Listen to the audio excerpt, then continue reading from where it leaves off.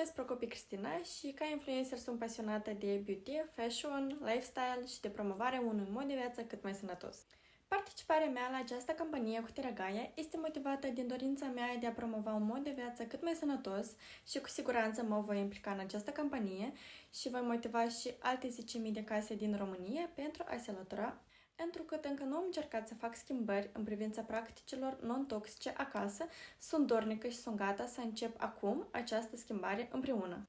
Am considerat că produsele de rufe non-toxice sunt o opțiune mult mai sănătoasă pentru modul nostru de viață.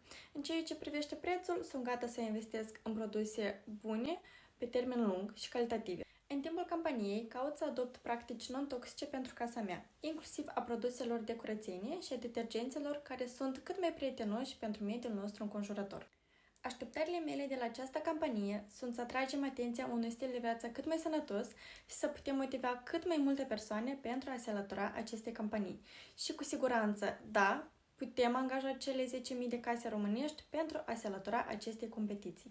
Da, mă jucam cu caștanii când eram mică și este minunat să aud că acestea sunt ingredientele voastre cheie pentru produsele de spălat rufe.